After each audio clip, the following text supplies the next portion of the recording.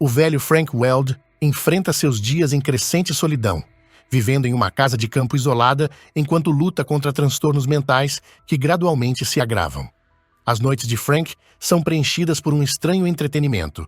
Ele se aventura a roubar sua própria casa, criando uma distração para sua mente inquieta. Certo dia, após uma tentativa de arrumar o ambiente desorganizado, ele se prepara para saborear seu café da manhã, mas descobre que o leite já azedou. Frustrado, ele abandona a ideia do café e se acomoda no sofá, entregando-se a um cochilo. No meio de seu descanso, o telefone toca. É sua filha Madison, que está em um país longínquo, com uma cultura e fuso horário distintos. A conversa é interrompida por falhas na conexão, deixando palavras não ditas suspensas no ar. Mais tarde, Frank decide sair de seu refúgio e visita a cidade, onde se dirige à última biblioteca que ainda abriga livros físicos. Lá, ele é recebido calorosamente por Jennifer, a bibliotecária, que valoriza a presença de um dos raros leitores que ainda apreciam o toque do papel. Ela compartilha com Frank uma notícia preocupante. Uma organização sem fins lucrativos pretende digitalizar completamente o acervo, transformando o lugar numa biblioteca virtual. Enquanto processa essa mudança iminente, Frank recebe outra ligação, desta vez de seu filho Hunter. Com pressa, ele deixa a biblioteca e, no caminho, entra em uma loja local. A atmosfera muda quando a atendente o trata com frieza, desconfiada de que o idoso possa ter cometido pequenos furtos anteriormente. Frank, ignorando as acusações veladas da mulher, segue seu caminho de volta para casa. Ao chegar, ele encontra Hunter esperando em seu carro, visivelmente preocupado com o bem-estar de seu pai. Hunter visita regularmente, apesar da distância, e fica chocado com o caos que encontra. Ele expressa seu desejo de que Frank aceite morar em uma instituição especializada, mas o pai resiste firmemente à ideia de deixar seu lar. Em um gesto de preocupação, Hunter revela um robô assistente que comprou para ajudar nas tarefas diárias. Frank, um crítico da automação, não parece gostar nada disso. Contudo, Hunter ativa o robô, que prontamente começa a limpar a casa e a preparar o almoço. Os dois sentam-se para comer e Frank tenta apelar para as emoções do filho, mencionando que sua mãe desaprovaria tal dependência tecnológica. Hunter, no entanto, lembra ao pai que eles se separaram há 3 décadas. Nesse momento, o robô serve um bolo que preparou, tentando convencer Frank de sua utilidade. No dia seguinte, o robô assume a gestão da casa, impondo uma rotina. Ele prepara refeições nutritivas, sugere atividades ao ar livre e até cuida da aparência de Frank. Quando o idoso protesta, alegando não precisar de tal assistência, o robô alerta que, sem sua aceitação, será desativado e enviado para armazenamento. Diante dessa perspectiva, Frank se vê obrigado a reconsiderar sua posição. Numa manhã ensolarada, Frank e seu robô assistente resolvem dar uma volta pela biblioteca. Com uma pitada de cumplicidade, Frank pede ao robô que o aguarde do lado de fora enquanto ele visita o interior repleto de conhecimento antigo. Dentro, Jennifer apresenta Frank a Jake, o novo proprietário do local, que lhe mostra um armário repleto de livros antigos destinados a ser descartados em breve. A tristeza de Frank é palpável. Cada livro para ele possui uma história única. Enquanto isso, do lado de fora, um bando de meninos começa a zombar do robô, testando seus limites com provocações. Quando Frank retorna e percebe o desconforto do seu parceiro metálico, ele lhe dá um conselho inusitado. Na próxima vez, para afugentar os abusadores, o robô poderia fingir uma contagem regressiva para autodestruição. O robô, sempre analítico, processa a sugestão com curiosidade. De volta à cidade, eles param na loja onde Frank, movido por um impulso antigo, rouba outra miniatura. Mas desta vez, a atendente o pega no flagra e o confronta. Com a habilidade de um velho trapaceiro, Frank habilmente devolve o objeto sem que ela perceba, mas a atendente ainda o deixa sair, embora com suspeitas.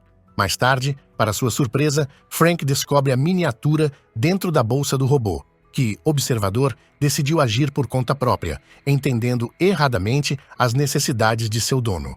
Frank se vê na posição de explicar ao robô o conceito de roubo e, em um impulso, começa a ensiná-lo sobre arrombamento de fechaduras. Revela, então, seu passado de especialista em joias, uma carreira criminosa que o levou à prisão 2 vezes, justificando que eram sempre as seguradoras que pagavam o preço. Animado com a habilidade natural do robô para a tarefa, Frank vislumbra um novo horizonte de possibilidades. Ele leva o robô de volta à biblioteca e, cuidadosamente, mostra-lhe a localização das câmeras de segurança. Dentro, ele apresenta o robô a Jennifer, que, desconhecendo os planos noturnos da dupla, os convida calorosamente para a festa de conversão digital da biblioteca. Ao anoitecer, após uma chamada de Hunter, reclamando das pressões de Madison para que retomasse o robô, Frank decide que é hora de agir. Eles voltam à biblioteca e, habilmente, desviam das câmeras para roubar uma valiosa edição antiga de Don Quixote. No entanto, no calor do momento, Frank esquece seus óculos enquanto ele examina o livro sob a luz fraca. Na manhã seguinte, ao telefone, Madison expressa surpresa ao saber que Frank se adaptou bem ao robô, mas fica frustrada quando ele insinua que ao menos Hunter fez algo por ele. A noite promete mais emoções, pois Frank se prepara para a festa na biblioteca com Jennifer, que agora se transforma em um vibrante centro comunitário. Lá, ela revela que já sabem do roubo e que Jake suspeita que os motivos dos ladrões possam estar ligados aos novos patrocinadores do projeto digital. A noite avança na festa de conversão digital da biblioteca e a interação de Frank com as demais pessoas é pontuada por uma revelação inesperada. Jake, o dono da biblioteca, apresenta sua esposa ao casal e logo puxa Jennifer para um canto para uma conversa mais reservada. Com Jennifer distante, Frank aproveita para observar discretamente as joias que adornam os convidados, fixando-se especialmente no colar deslumbrante da esposa de Jake. Entretanto, o próprio Jake logo se aproxima de Frank com uma expressão séria. Ele confidencia que está ciente do passado de Frank como ladrão de joias e menciona os óculos deixados por ele na biblioteca, pedindo que Frank se mantenha distante a partir de então. Surpreso com a confrontação, Frank fica ainda mais desconcertado quando Jennifer retorna, e ele, num impulso, acusa Jake de ser uma fraude, causando confusão em sua amiga. De volta à tranquilidade de seu lar, Frank se depara com uma oportunidade de avaliar as joias da esposa de Jake com mais detalhes, graças à memória visual do robô. Ao perceber o brilho dos olhos de Frank diante da possibilidade de um novo roubo, o robô expressa preocupação, tentando dissuadir o velho ladrão de se envolver em mais problemas. No entanto, Frank argumenta que planejar crimes aguça sua mente, e assim, ambos começam a observar a casa de Jake à distância. Durante essa vigilância, o robô faz uma revelação surpreendente. Ele mentiu sobre a possibilidade de ter sua memória apagada. Comovido pela dedicação do robô à sua segurança, Frank pede que ele jamais o lembre de que não está vivo. Os planos de Frank para um novo roubo são interrompidos quando Jennifer aparece em sua porta. Temendo que ela descubra suas intenções, Frank se recusa a deixá-la entrar, levando-a a ir embora, mas não sem deixar uma torta como sinal de amizade. No dia seguinte, ao tentar devolver o livro roubado, a música emanando faz Frank hesitar e ele decide se afastar. Nesse ínterim, sua vigilância à casa de Jake torna-se uma atividade solitária, pois sua filha Madison retorna de viagem determinada a desfazer-se do robô, considerando sua presença eticamente questionável. Ignorando os protestos de Frank, ela desativa a máquina usando uma senha desconhecida pelo pai e tenta distraí-lo com fotografias de sua viagem. A ausência do robô deixa um vazio na rotina de Frank, que sente profundamente a falta das interações e do cuidado de seu companheiro mecânico. O retorno à normalidade é áspero para Frank. Sem o robô para preparar seus saudáveis cafés da manhã, ele encontra apenas cereal na cozinha. Sua filha, tentando agradar, prepara uma lasanha, mas o prato não tem o mesmo sabor sem a presença do robô. Desesperado, Frank pede que Madison reative o robô, mas ela se recusa, deixando-o à mercê de sua própria nostalgia e da crescente bagunça ao seu redor. Na manhã seguinte ao incidente com a bagunça, Frank confronta Madison pela desorganização. Em sua visão, ela falhou em manter a casa como o robô faria com facilidade. No entanto, ao despertar na próxima manhã, Frank se surpreende ao ver a casa impecável, como se mágica tivesse acontecido. Ele logo descobre que Madison simplesmente havia religado o robô. Indignado, Frank reitera que o robô não é um simples eletrodoméstico para ser usado ao bel prazer de alguém, instigando uma conversa sobre a dignidade de seu companheiro mecânico. Madison, relutante, concorda em manter o robô ativo, reconhecendo a complexidade da situação. Com a casa em ordem, Frank confidencia ao robô sobre seu plano para aquela noite. Ele detalha como as joias pertencem, de fato, à esposa de Jake e como Jake não passa de um aproveitador. Ele planeja aproveitar as frequentes saídas noturnas do casal para executar o roubo. Frank, com sua expertise, já preparou dezenas de rotas de fuga e sabe exatamente onde está o painel de controle da segurança da casa deles. Sob o manto da noite, a dupla adentra a residência. O robô, com sua força e velocidade superiores, acessa rapidamente o cofre, decifrando a combinação. Eles conseguem roubar as joias e, apesar de uma volta antecipada dos donos da casa, escapam sem serem vistos. No dia seguinte, enquanto o robô serve coquetéis, o xerife aparece com Jake, que está convencido de que Frank é o culpado pelo roubo recente.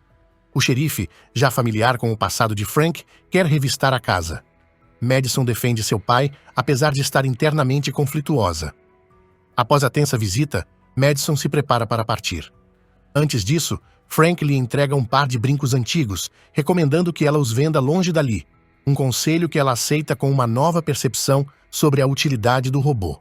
Logo depois, Frank percebe uma van estacionada estrategicamente, observando sua casa, o que o faz suspeitar que sua casa possa estar sob vigilância. Rapidamente, ele aumenta o volume da televisão para abafar quaisquer sons suspeitos e começa a queimar todos os seus planos de roubo na lareira. O robô, percebendo a gravidade da situação, adverte Frank sobre o risco que sua memória pode representar se a polícia decidir investigar mais a fundo. Ele sugere que Frank apague sua memória para proteger ambos. Frank, contudo, hesita profundamente, relutante em eliminar as lembranças de seu parceiro. Em um momento de desespero, ele pede ao robô que contate Hunter, simulando uma emergência ao dizer que está morrendo, na esperança de desviar a atenção das autoridades e ganhar tempo para resolver a situação. Quando a mensagem alarmante chega a Hunter, ele não hesita e corre para a casa de seu pai, encontrando Frank aparentemente frágil e deitado na cama. Preocupado, Hunter insiste para levá-lo ao hospital, mas é nesse momento de vulnerabilidade que Frank, confrontado com seu próprio passado e a iminência da verdade sendo revelada, confessa ter sido um pai ausente e pede perdão ao filho. Em um gesto de confiança, implora para que Hunter esconda uma maleta sem olhar o que há dentro. Hunter, ainda confuso mas decidido a ajudar, coloca a maleta no porta-malas do carro.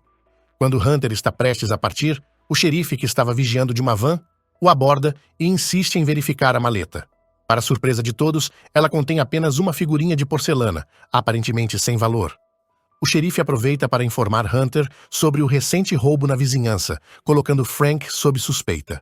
Confuso e frustrado, Hunter questiona a acusação, especialmente dado o estado debilitado de seu pai. Enquanto isso, Frank, observando a situação se desenrolar da varanda, entra em cena de forma casual, o que só aumenta a frustração de Hunter, que havia sido levado ao limite pela urgência da chamada. A tensão aumenta quando Jake sugere que a memória do robô poderia ser verificada para confirmar qualquer envolvimento de Frank no crime. A polícia então se volta para o robô, que, em um momento dramático, anuncia que seu sistema de autodestruição foi ativado, iniciando uma contagem regressiva. Aproveitando a distração causada pela ameaça do robô, Frank foge no carro de Hunter, levando o robô consigo. Durante a fuga, o robô novamente pede que Frank apague sua memória para evitar futuros problemas. Eles encontram refúgio temporário na biblioteca, onde Frank desabafa com Jennifer sobre os eventos tumultuados.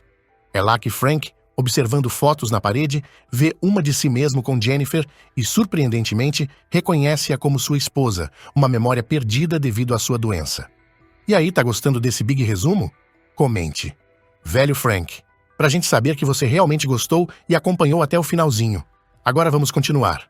Retornando à casa discretamente, o robô insiste uma última vez para que Frank apague sua memória, argumentando que poderiam começar de novo e até planejar novos roubos. Movido pelo argumento, Frank, com pesar, desliga o robô. O tempo passa e a demência de Frank avança, levando-o a uma instituição de cuidados para adultos. Lá, ele recebe visitas de sua família, onde, apesar de sua memória falha, sente-se amado e cuidado. Durante uma dessas visitas, ele passa discretamente um bilhete para Hunter, insinuando que as joias roubadas estão enterradas sob os tomates no jardim cuidado pelo robô. Em resumo, o filme é uma reflexão provocativa sobre a velhice, a ética da tecnologia e a redenção pessoal, uma narrativa que desafia o gênero tradicional, fazendo-o valer a pena para aqueles que procuram algo que desafia as expectativas e provoca reflexão. Se você gostou deste filme, então recomendo assistir este outro aqui também. Garanto que vai gostar. Nos vemos lá.